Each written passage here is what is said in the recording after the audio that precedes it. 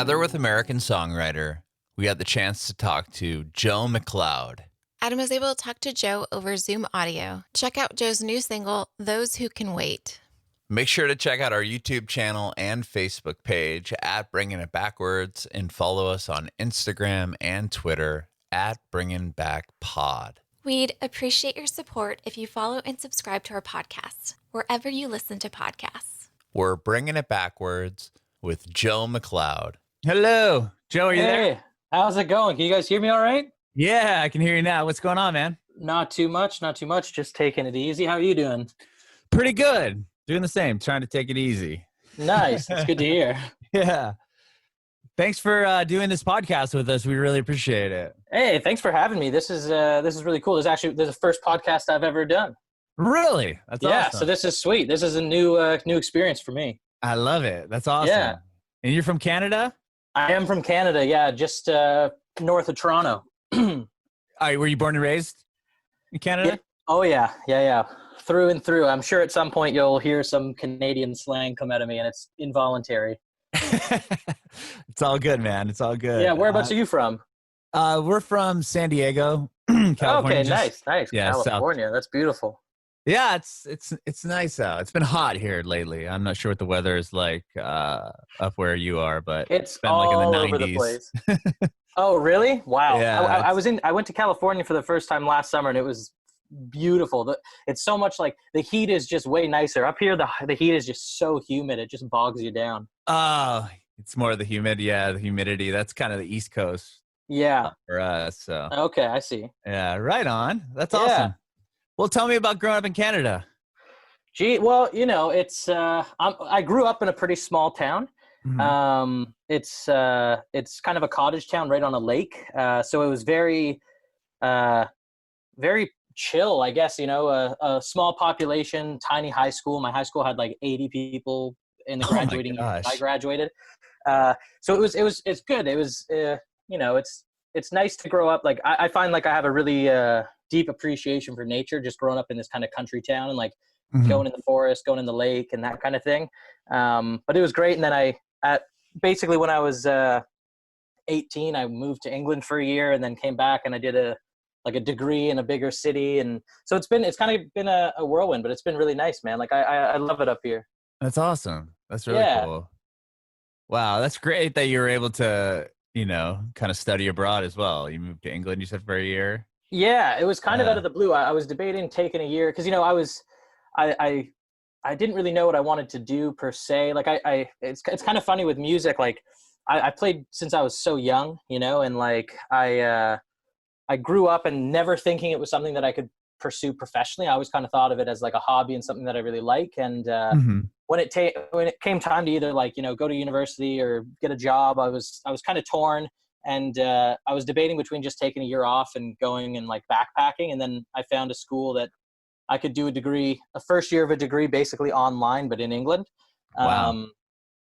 So I kind of took the opportunity, jumped at it, and went over there for a while and just kind of, that was like first real, footing, just like on my own, kind of figuring stuff out, do my thing. So it was, very fortunate to be able to go over there. I think I'm consider myself very lucky that I was afforded that opportunity. Yeah, that's awesome. That's really awesome. Yeah. You said you've been playing music since you're a little kid. What was the first instrument you learned, and how old are you? Yeah, first instrument was guitar. Guitar was kind of my first thing, and still is probably what I would consider my main kind of instrument. I started playing when I was 8 years old. I was taking lessons at like a local store, and then like, do you play as well? I can play, but I'm not like I'm not any Fair good. enough. Well, I got to the stage when I was my teacher was trying to teach me like an F bar chord. Okay. And I was like, at this point I must have been 10 or 11, and I couldn't take it, so I quit for like quit the lessons for about a year, maybe 2 years, just because like I was like, I don't want to be told what to do. This is a fun thing. I don't want to treat it like an actual discipline. Right. And then I realized after a couple years, I was like, oh, you know what? Like maybe I should get back into learning the theory behind this. And then I started taking lessons again. And then there's a local store up here in my hometown that during high school I taught at, basically from grade 9 to grade 12. And yeah, so I kind of had a a long time coming, but then eventually decided music was something I thought I should do. Yeah, that's cool. Did you play in bands and stuff when you were in high school or Oh middle school or yeah, yeah. whatever? Tons of bands, a lot of like bar gigs when I was not, I know in the States the like legal age is 21. Is that Mhm. right? Yeah, it's Up here it's 19. So okay. like I was, 16 in bars playing guitar, like just in bands that I was just sneaking in basically, like before they would start IDing, just to be able to sit in on the guitar with the band. And I did a lot of like classic talent show stuff at school, but the bar gigs were kind of fun, just like getting my feet a little bit, wet in terms of understanding a gigging culture. Sure. That's cool though. I mean, Yeah. like to be that young and be able to get up on stage and play in some of those clubs and stuff, that must have been pretty cool. It was really cool. It was really sweet. I'm lucky that I had some like an older crowd that I kind of met through working at that music store, that were able to kind of take me under their wing and, show me show me the reins of like trying to figure out like bookings and things along that, as well as like just, how to conduct yourself in like a 4-hour bar gig without draining your energy completely. Yeah, I know I've talked to a lot of artists that kind of get their footing and get their start like doing these bar gigs, but I feel like that would be even more difficult than like doing a 30-minute set of your own songs. Like when you're doing those bar gigs where you just playing like, mostly cover songs, like 4 hours of cover songs.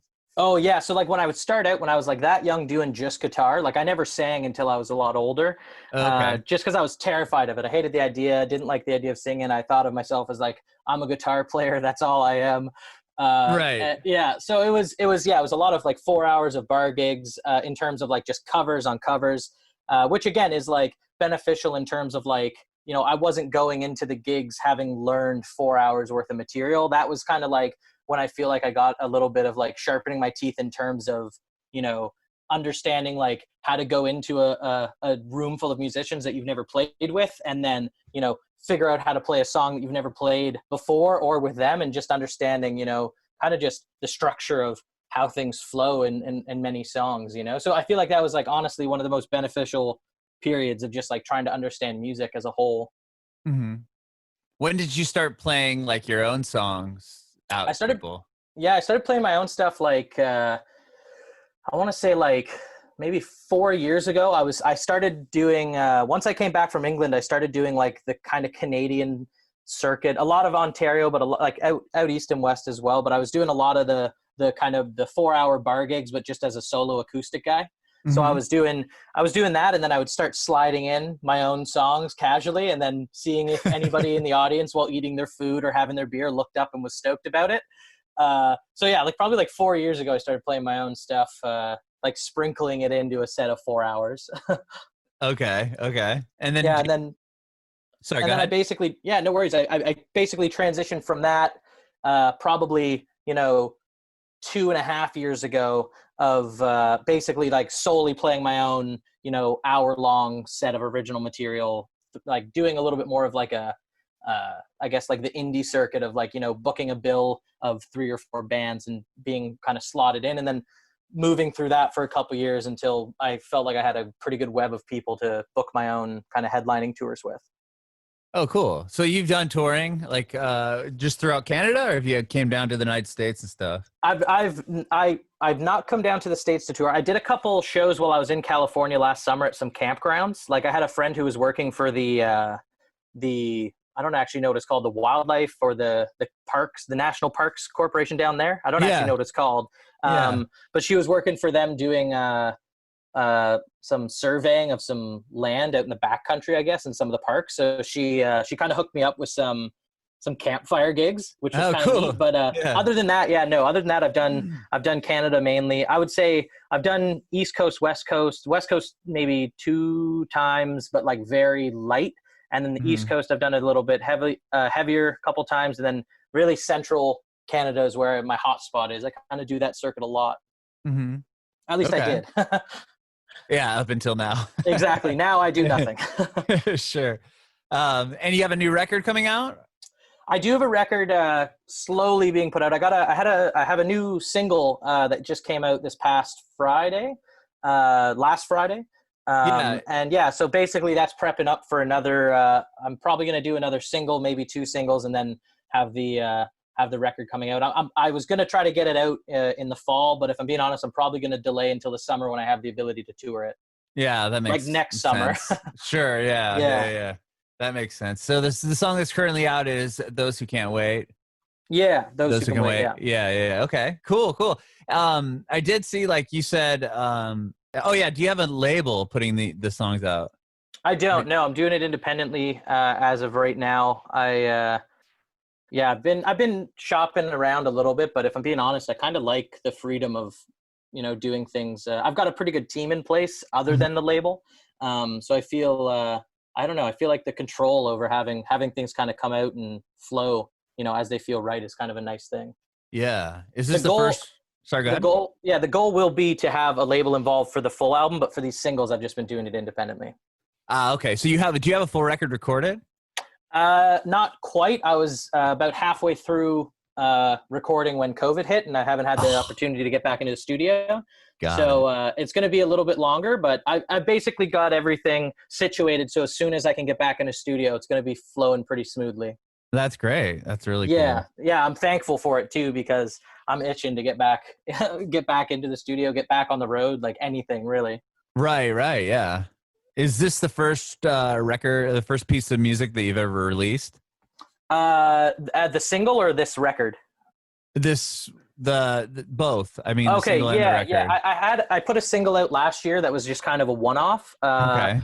And I had for again, just having first song come out on Spotify and all those platforms, it did pretty well for that. And so that was technically the first piece of music, but this will be the first like album cycle and like record I'm putting out, which is, I've been, dreaming about it for a while. Right. Yeah. You said the first song you put out had a good response. Yeah, it did. It got some publications that picked it up. It got somewhere, I'd have to check to be sure, but somewhere around 150,000 streams, which is like minuscule compared to some. But I think again, I'm stoked on that for my first song being online. The fact that anybody was able to find it, like Anything over, I mean, 150,000. That's a lot of plays. I mean, yeah, it's kind of wild. So like it was my first experience, having people from different countries and stuff like that reach out and like say they liked it, which is again like for me being like relatively new to the original music kind of publication area. It's like it's so cool to have somebody like I like literally earlier today this publication in Germany called Music All New shared like a review of the new song, and I'm like, how the hell did somebody in Germany hear this song and like it enough to like write anything? Like it blows my mind that it can happen, yeah, that's awesome though. Did the song, like the song that you put out, the one with 150 is called Walk Me Home, right? Yeah, that one's called Walk Me Home. Did you like, was it like organically growing? Like, did you put it on there and how quickly were you seeing like a response? It took a while. Have you ever heard of Submit Hub or Submit It Hub? I have only recently though. I'm talking to artists and stuff. A lot of people have been telling me about it. Yeah, it's kind of a wild thing. You can on this website you can like every 4 hours you get like I did this so cheap, it's ridiculous. I should have like it's every 4 hours you get 2 free credits on this website, and submitting to basically any publication or playlist costs you like 1 to 2 credits. So basically every 4 hours for like a month and a half before the song coming out, I would go on and like submit to a new playlist, and it just like that got it to be picked up by, I don't even know how. I think it was a lot of playlists that it got picked up by. And then I did do like a bit of like Facebook sponsored ads and stuff like that, which I'm sure contributed. So yeah, it took a while though. Like, I mean, like it really, like it just hit around 150,000, like a couple weeks ago. So it's like, it's been a very long period of it steadily growing, which is almost like, I don't know. I feel like it would be cool to have it all hit at once, but it's kind of nice again for my first song that people have just slowly been, finding it, during their searches on Spotify and Apple Music and all that stuff. Yeah, I agree with you. I think I'd rather see growth if it was my own song. I'd rather see it grow kind of organically and over time than have it playlisted.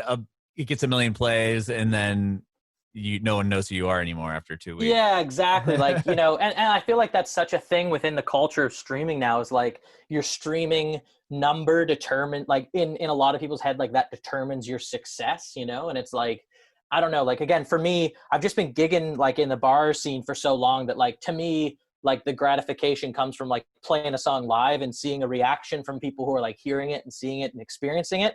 So like it's cool to have that number in terms of like, the quote unquote industry, but like, the fact that it did kind of take a while to accumulate basically just meant people were still discovering the song slowly and figuring out their own kind of vibe with it, which I don't know, I think is pretty cool in terms of like, slow growth rather than having like a paid campaign of like all those playlist companies that will just like put you on 100 playlists just to get you up to that number, and then they'll like ditch you or whatever. Like, I don't know how it all works, but like, right, yeah, it's kind of seems like something like if you were to pay for like YouTube views or something like that. Yeah, exactly. It's like yeah, that gives you the number, but like it doesn't actually give you any of the organic, like the interactions, the people who actually experience the song, right? It just gives you that number. And if that's kind of the only thing you're relying on, it's like, I don't get me wrong, I'm not taking away anything from people who do that, because like everybody has their own method of success and their own method of kind of figuring things out. But for me, that would just, I feel like it'd feel a little bit like fake if everything was just reliant on a number. Sure. Yeah, I completely agree with you. Like I said, I feel like the organic growth of a song like, Walk Me Home will only spill over into, the new stuff that you're going to put out, instead of like if you put it out and it had, like I said, a million plays in a week and then it gets lost and no one cares anymore. Yeah, exactly. And like, it's been such a long, I put Walk Me Home out in like August of 2019. And then like I basically, again, went on the road for a while just to like make money. And then by the time I was like even starting production on the record, it was like, it's been so long that if all the streams happened in one burst, like nobody would have any idea what's going on, Yeah, totally. So yeah, it's kind of, it's been cool to see it steadily grow. Mm-hmm. And I mean, that's the real goal too, is like just see it continuously grow at this rate. It doesn't have to be quick. It doesn't have to be crazy, but like just knowing that somebody's listening is pretty cool. Yeah, definitely. I saw you're working on the record with the guys in the Elwins. Yeah, a couple of the dudes from the Elwins. They're actually. Do you know them? Do you know their music and stuff like that? They're pretty sweet dudes. I do actually. I've interviewed Francisco. Oh, really? Oh, that's sweet. Yeah, they're all from actually like up, like 2 or 3 of them are from my hometown. So like I kind of knew them. Matt, the guy who produced this latest single, and who is producing the record. I'm working on a lot of this stuff with him, Matt and Ferd. And but Matt, he used to work at the same music store that I worked at. So I've kind of known these guys for ages. And then I luckily, like, I've always had a good kind of rapport with them, and I just started asking Matt some like pointers when I was trying to go from the 4-hour bar gigs of covers, trying to transition into like making my own music and my own brand and my own kind of thing. And I was just asking him a lot of advice, and it kind of transitioned into just like slowly eventually working together on the production, and it's honestly been a dream. They're some of the nicest and most talented people I think I've met. They're great. Yeah, he was excuse me, he was really cool. I haven't put that episode out yet. Oh no, on the show, but I have interviewed him for the I'm excited to hear it, man. Yeah, they're have you heard their newest single? The Take Me All the Way, that one? Take Me All the Way, yeah. Dude, I have. That's why I talked to him a lot about that. Like they're everything that they're doing is just so out of this world, man. Like their newest record is just like, I've been lucky enough, like since I've been working with them on my stuff, to hear kind of like some unreleased tracks, and I'm telling you, man, it's their best work to date. Like I'm so stoked for their album. That's awesome. That's cool to hear. Yeah, and I love that their record company is called Pink Eye Records. Dude, it's so funny. Yeah. They have the best sense of humor. Like, oh man, it's so funny. When they were like recording, it's like they can make the smallest, the most minuscule thing such a hilarious ongoing joke. Like when they were recording this newest album, they were like near this mall in Toronto that's just kind of like I don't even know how you describe it. It's kind of I don't want to say it's a shitty mall, but it's kind of a shitty mall.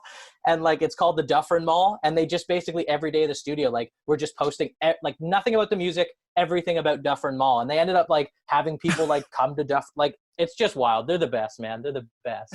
That's so good. Yeah, they're definitely, their videos and even their Instagram feed is hilarious. Like there's a photo of a couple of them like with their shirts off, like oh yeah, dude, it says something about honestly, social distancing. Yeah, dude, they've got it all on lock, man. Honestly, like they're some really smart, just genuine dudes. I admire them a lot, man. Yeah, totally. Yeah, it was great talking to them. Yeah, I bet. No, I talked to Ferd. I'm sorry. Oh, you talked to Ferd? Oh, yeah. Dude. I mean, honestly, talk to any of them. You're gonna have a good time no matter what.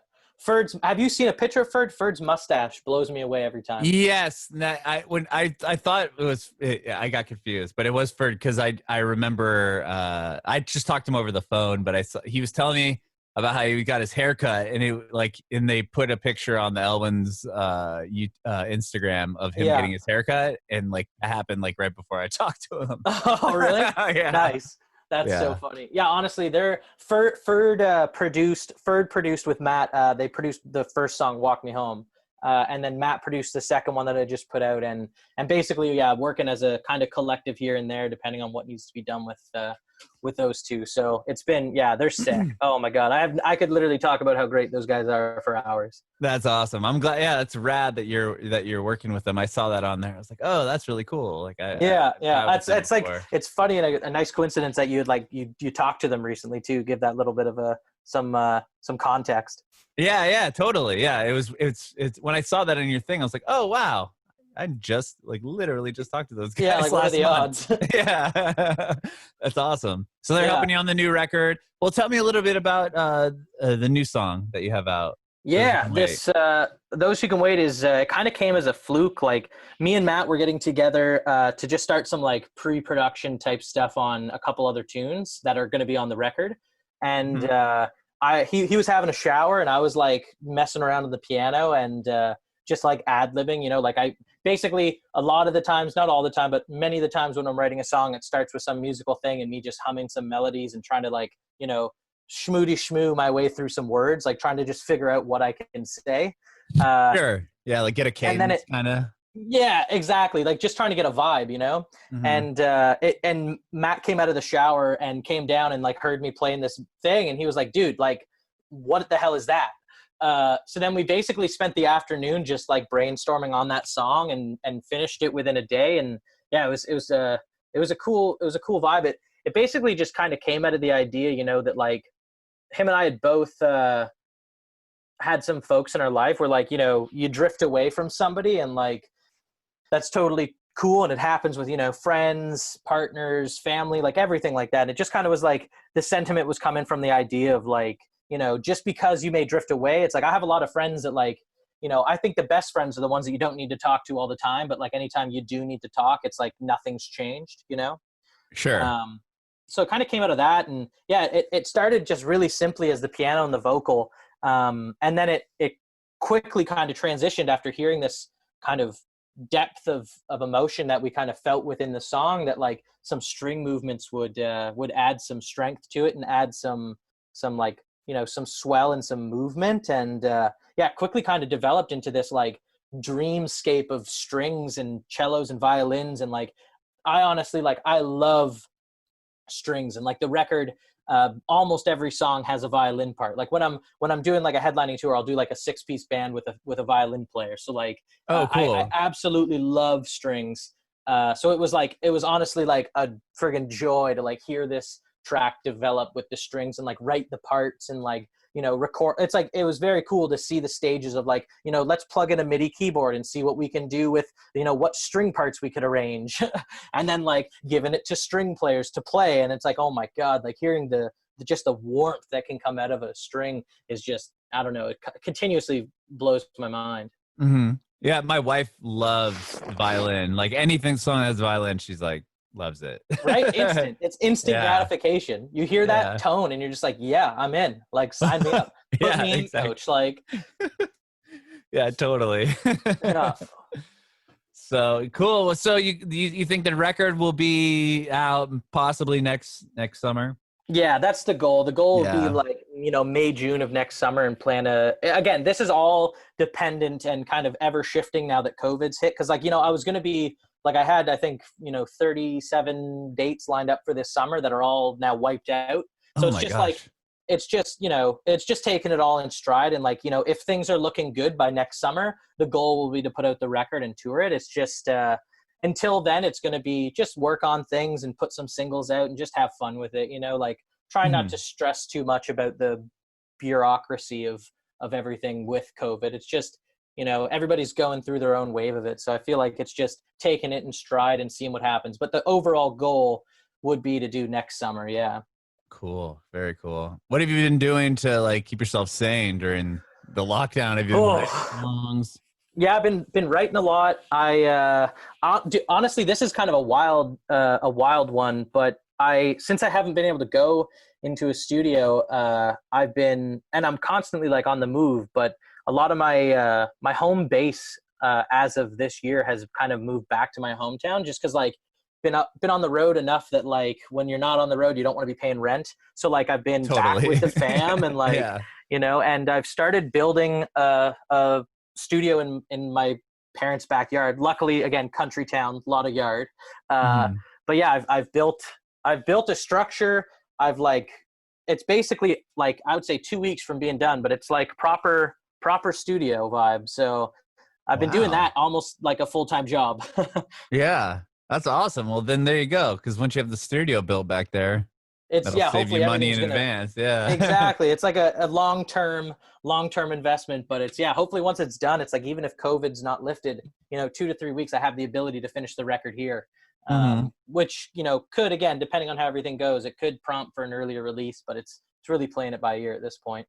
That's cool, man. That's really cool. Yeah, it's been an experience, man. Like, just like, I've never built a structure before, like this thing was built from the ground. Like there's nothing, and now there's a building. So it's like every day I've been, scrolling on YouTube of like how to frame a roof, how to shingle, how to like run, how to do like electric, like, everything. And like basically would like one night look up how to do it, and then the next day just go and try to do it, basically.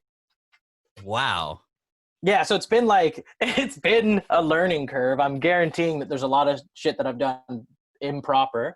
You're like a carpenter, mason. Yeah, exactly. Like, trying to figure out how to measure things. Like, musicians can't count past 4. How am I going to measure stuff? Like, it's been fun though. It's been a pastime. It's been something to do. Plus, like, I like being busy and I like working. So like, it's been fun actually, it's been fun to go out there and just try to learn how to do stuff. And I feel like I've walked away with a bunch of skills, and again, like having a building where I can, have friends over and record myself, get into a little bit. Like I've been, Matt Sweeney and Ferd from the Elwins have been producing, but I've been lucky enough, like since we're all homies, like I've been taking a lot of tips from them. So sure, it'd be cool to like have the ability to try to, mess around with some production stuff myself and just play around. So it's been fun. It's both been keeping me sane and driving me insane at the same time.